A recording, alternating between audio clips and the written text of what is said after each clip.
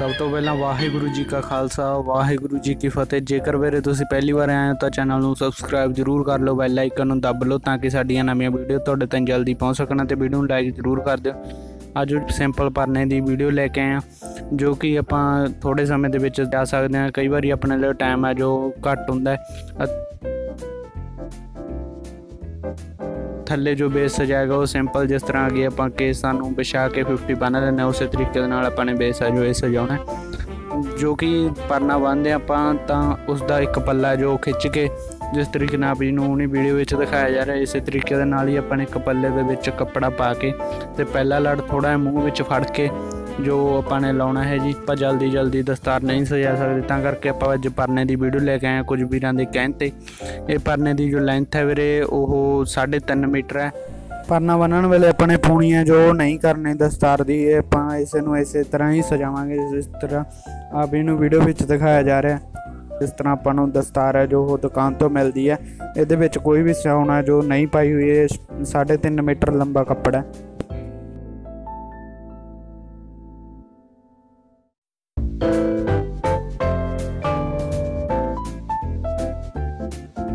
जेकर हजे तक तुसीं चैनल सबसक्राइब नहीं किया चैनल सबसक्राइब कर लो, बैल आइकन नूं दब लो ताकि साडे नवे अपडेट तुहाडे ताईं जल्दी ही मिल सकन। इस चैनल दे उत्ते होर भी कई दस्तारां दे रिलेटेड वीडियो ने जो वो अपलोड ने, तुसीं जाके जी वीडियो देख सकदे हो। ते उपर आए बैल आइकन नूं दब के तुसीं होर भी कई तरह दी दस्तारां दी वीडियो ने जो देख सकदे हो। जेकर तुसीं चाहुंदे हो कि होर दस्तार दे डिजाइन दी वीडियो जो अपलोड कीती जावे तो तुसीं मैसेज करके जां कमेंट करके दस सकदे हो। थल्ले नंबरां ते व्हाट्सएप इंस्टाग्राम फेसबुक के काफी ते भी तुसीं मैसेज करके दस सकदे हो। असीं जरूर तुहाडे सवालां दे जवाब देवांगे ते वीडियो जो अपलोड करांगे। उम्मीद है वीरे तुहानूं वीडियो वधिया लगो तो वीडियो नूं लाइक कर दिओ ते शेयर कर दिओ, कमेंट करके दस दिओ किदां लगी ते वीडियो पूरी जरूर देखो। इस तरीके नाल आपां ने सारी दस्तार जो सजाउणी है जी।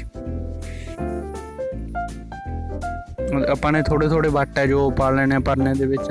जेकर तुम सिंपल बन्नना चाहुंदे हो तो सिंपल बन सकदे हो। इस तरीके नाल वधिया अपना बन्निया जांदा नाले सोहना लगदा है।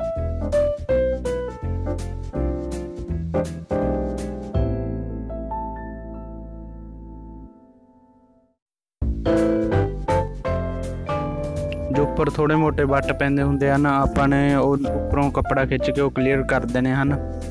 इस तरीके दे नाल आपां ने पहला जो चौथा दूसरा डाड़ा जो लाउणा है जी।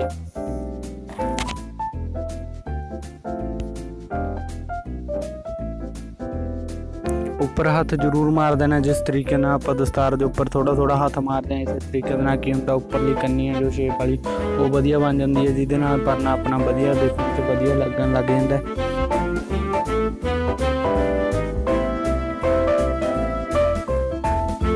इस तरीके दे नाल ही आपां ने सेंटर दे विच जो पा देना कपड़े नूं जां तुसीं सीधा लड़ भी ला सकदे हो जेकर लड़ ज़्यादा वड्डा रह जांदा।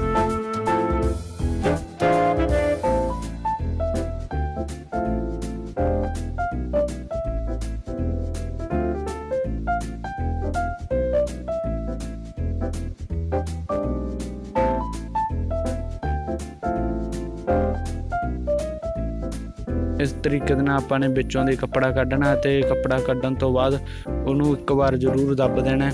उस तरह जिस तरह आपां कलगी लाउणे आ उस तरह आपां ने विच जो कपड़े नूं ओह पा देना है जी।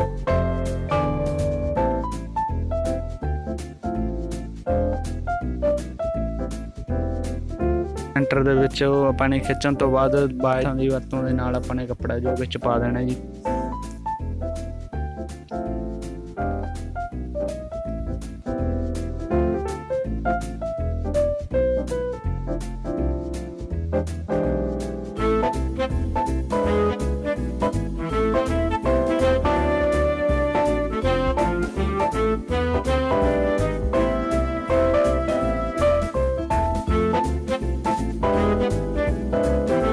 इस तरह आप लुप्पी वाला लाड़ा जो पिछे ला सकते हैं।